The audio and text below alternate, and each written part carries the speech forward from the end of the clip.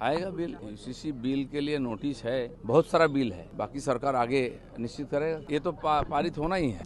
UCC bill के लिए notice है, आएगा बिल। ये तो पारित होना ही है। बहुत राज्यों में हुआ, यहाँ भी प्रोसेस शुरू हुआ है, बाकी सरकार आगे निश्चित करेगा क्या होना, कब बिल आएगा, क्या होगा। बहुत सारा बिल है, अब एक दिन में कितना पारित हो पाएगा वो भी देखना है। नीट के बाद टेट का पेपर भी लीक हुआ है, इस पे आप क्या कहेंगे? मुंबई में, ठाणे में, नहीं, ये एक ट्रेडिशन देश का बन चुकी थी। अभी भी कुछ ना कुछ लीकेज होता है, तो सरकार को इसका ऊपर कड़ाई से स्टेप लेना चाहिए। चलो, धन्यवाद। नहीं, बहुत ज़्यादा नहीं। কলকাতা পুলিশ শহীদ দিবসের চিঠি দিল। 21শে জুলাই শহীদ দিবস ভিক্টোরিয়া হাউসের সামনে পালন করে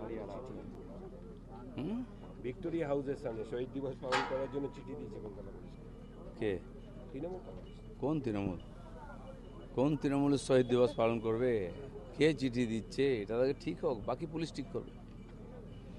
বলছি, বিনা অনুমতিতে অবৈধভাবে দলের নাম ব্যবহার করার জন্য পুলিশের কাছে ঋতব্রত শিবিরের বিরুদ্ধে প্রতারণা, চক্রান্ত, ভিত্তিহীন তথ্য, নথি প্রচারের অভিযোগ দায়ের করল মমতা শিবির। নিউ টাউন থানায় অনলাইনে অভিযোগ হয়েছে। এখন কে তৃণমূল? যে মেজরিটিতে আছে পার্টির সেই তৃণমূল, কি যার বাড়িতে অফিস ছিল সেই তৃণমূল, যে যেতেই নি সেই তৃণমূল, তো বোঝাই যাচ্ছে না।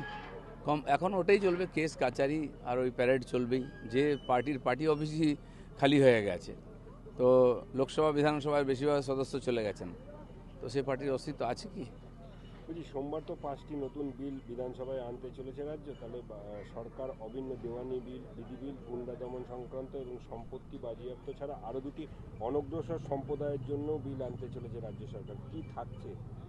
সে বিল তো জেনে গেছেন সবাই, দেওয়া হয়ে গেছে সবাইকে, তো সেই বিল পাস হবে। সরকার যেগুলো হওয়ানি, হওয়া উচিত, এরকম অনেক কাজ আটকে আছে, আগে সেগুলো আমরা ঠিকঠাক করছি। বলছি, ফুটপাত দখল নিয়ে, হকারদের উচ্ছেদ নিয়ে তো বিজেপির একটা ভূমিকা ছিল, এবং বিজেপি সরকার আসার পরে কলকাতা পুরসভার টাউন ভেন্ডিং কমিটির মিটিংয়ে একাধিক গুরুত্বপূর্ণ সিদ্ধান্ত হয়েছে হকার উচ্ছেদ সহ নানা বিষয়। তো কলকাতা পুরসভার যে এলাকার রাস্তাঘাট থেকে হকারের জন্য হওয়া সমস্যা থেকে কি মুক্তি পাবে? ধীরে হবে সবই। ফুটপাত, রাস্তা, প্ল্যাটফর্ম, এগুলো ব্যবসা করার জায়গা নয়, তো সেগুলো যারা বসেছেন, যারা বসিয়েছেন সবাইকে বুঝতে হবে। চেঁচামেচি করে কোনো লাভ হবে না।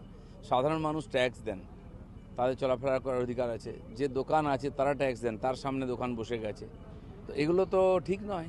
ফুটপাত পাওয়া যায় না কলকাতায়, একে ছোট রাস্তা, গাড়ি ঘোড়ার জাম, তারপর মানুষকে রিস্ক নিয়ে রাস্তায় হাঁটতে হয়। এগুলো পরিষ্কার করতে হবে, আর নিজের থেকে সরে গেলেই ভালো।